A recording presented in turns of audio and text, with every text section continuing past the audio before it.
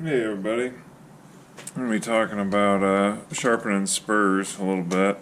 Someone asked me about this the other day and I figured I hadn't seen too much about it, so I figured I'd go ahead and describe it. These are pretty new gaffs I just installed. They're the old pin style, so if you have any questions about how to install those, there's a couple tricks to make it a little easier.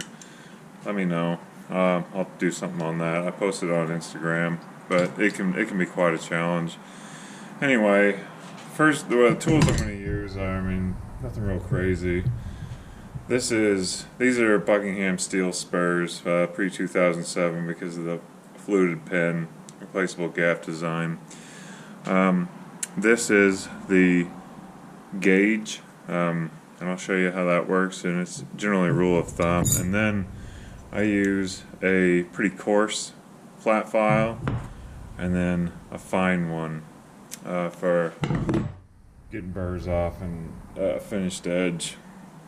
Like I said, I've already replaced the gaff, so these are the old ones, and I filed them down, and they're about the length of pole gaffs now. So you can see I've removed quite a bit of material.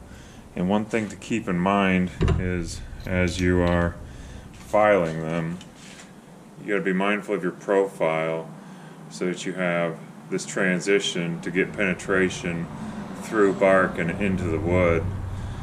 And see, I've maintained that pretty well here and on the other one. These got banged up a little bit when I was replacing them. Anyway, I gotta have fairly sharp gaffs because I climb some trees that are. I had to replace them also because the length got too short. So I do a few thick bark trees where I was gaffing out because I wasn't getting purchased into wood, and I like to keep my gaffs sharp because I climb a fair amount of hickories and sugar maples, dead ashes, dead elms, and all that stuff's pretty hard. So if I can get a good purchase in wood, it's more comfortable. But pretty quick and dirty, how this gauge works, it measures a few different things. First, this right here, I've never heard of anyone having a problem with this, but this is for the stirrup. So, you just make sure that your stirrup isn't worn down to the point where it would break, I guess. But that's for. This is for the outward profile of the gaff, and as long as it fits in there pretty well. It doesn't have to be exact, general rule of thumb, but you don't want to have a wider angle because then you're not going to get a lot of purchase, and if you get too skinny, then I guess potentially you could break the point. But you'll see my other ones aren't exact, but they're close enough. And then this one is for taper, and when you get it on there, I think you don't want your taper to be too narrow because then you worry about the strength of the point. And I think that notch is for length of gaff. I'm not sure. I don't really worry about that one because I keep mine fairly long anyway. I replaced these just because I filed them down to the point where they weren't long enough to penetrate some of the long bark species, and when I was gaffing in, the instep of my feet was contacting the tree and wearing out my boots. But that is a brand new profile that I've never sharpened that one. I've only climbed on these I think once since I replaced them, so pretty recently. But just to get down to it, here we go. So things to keep in mind as you are filing. You want to maintain your angle of entry, but you also have to be mindful of taking material as you go back so that you can have good transition and penetration with the spur without it being too fat, or with the gaff. So if you can see here,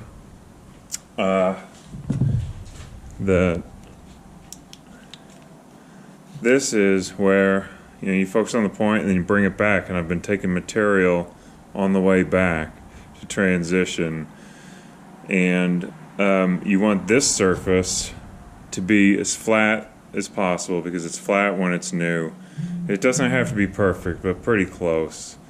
And then you just work it back as you go, and trial and error, get them sharp, work the burrs off, and I'll show you how I do it. So they'll generally be in the in the vise. So I will, I'll mount the spur, the leg iron in the vise, something kind of like this. And then as I'm filing, I'm hitting it here and here, and because you have your stirrup in the middle, you can't go straight that way. So you have to keep your angles pretty similar to match the flatness as you go up, tapering the point. Just a little bit of technique and practice. That's how I do it. I like these Gaff Guardians. There's a newer version. These fit fine for the old school Buckingham Steels. I'm sure the new ones are just as good, but they last and they stay on. So anyway, if I'm gonna get this, so you're gonna get your leg iron mounted in the vise however you want, and that is gonna be good.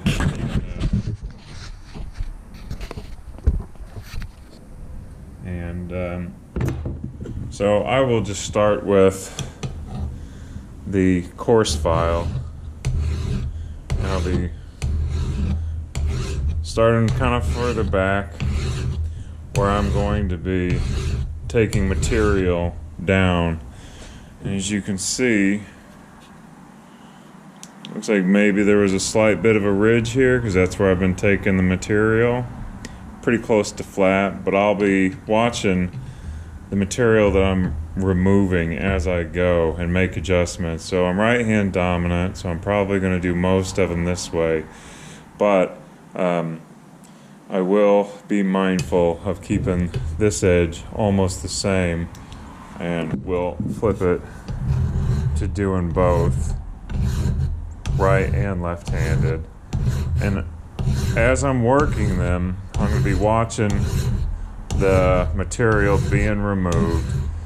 I generally don't focus on the tip until I've removed this material for the taper, because you can profile the tip once the taper is done, because if you profile the tip first, your angle and the material further back might not be the right amount, and you'll have a weird taper on the point. But you'll swipe off there a little bit and it'll be close. As I've removed,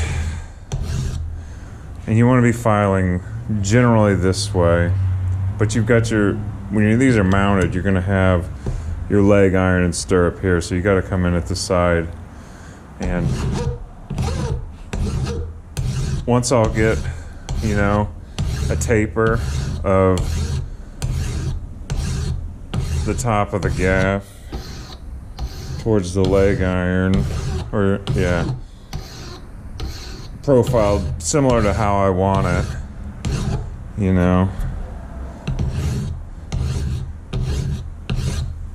I'll take a look, make sure I'm taking material pretty evenly, and you'll be able to see it, especially with a little bit of practice. And then watch the bottom, so that's pretty close to a good arc there. And once I get this upper part of the gaff towards the leg iron profile similar to how I want it, then I will transition to filing the point, and that will go something like this. So you're kind of rounding as you go a little bit, and And here also, when you get to the point, you see in the worn material how I'm getting kind of a V here. That's an indicator that maybe you're not as flat as you need to be. And as you get your tip profiled, you can go through and make corrections on the whole gaff to bring it to being flat from the top all the way to the tip, so that your platform that you're standing on in the wood is as flat as can be, which will make it more stable and less prone to gaffing out. You know, it's all pretty general. It doesn't have to be perfect, you know, it just has to be good enough. But I walk around in urban areas, landscapes and whatnot.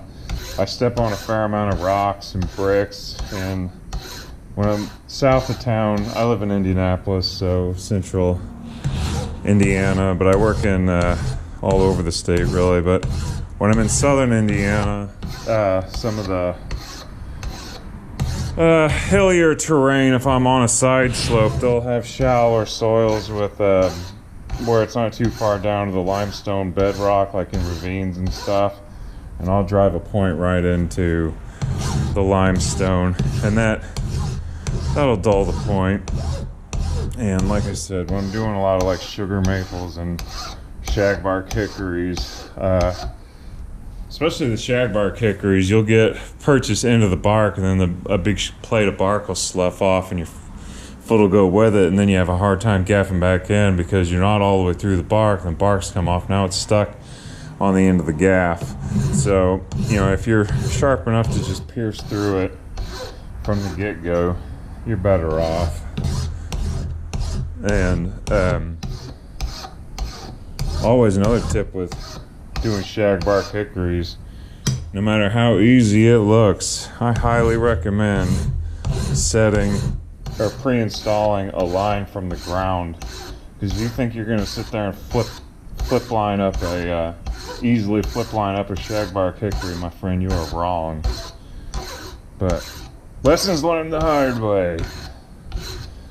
Anyway, that's pretty close there. So, and I'm not using these again, I'm just using it for demonstration. So that gets pretty close. And then for like a final hone, I'm gonna get my flat file, or my finer file out, and just follow it all the way through from both sides.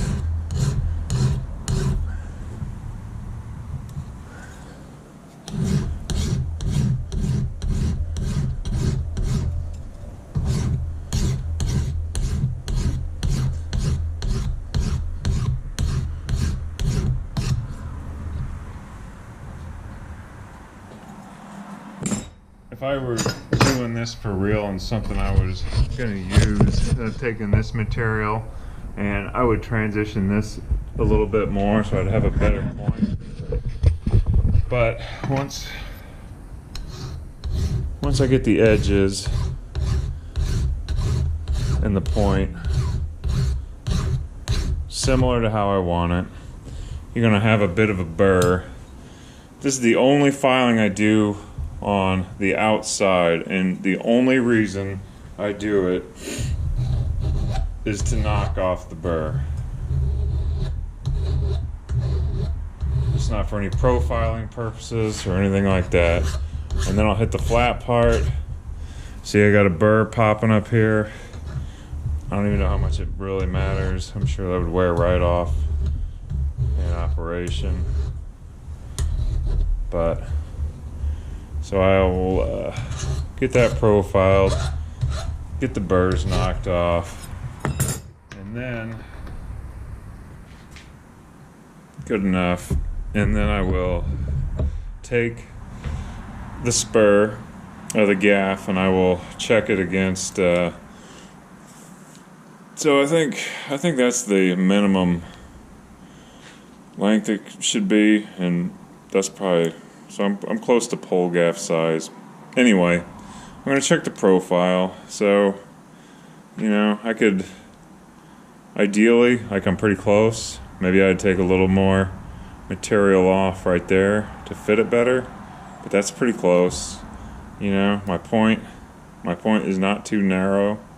So I fit pretty good there. And my stirrups obviously are good. But basically just a couple things on how I sharpen spurs. If you have any questions, you know, put them down in the comments. And anything else, if you want to know about replacing the gaffs on the ones with the fluted pins, it's not too hard. It just needs, you know, like a punch and, you know, pins and you know, a hammer and some grease. Definitely some grease for the installation. But hope that helps. Have a great day, and talk to everybody later.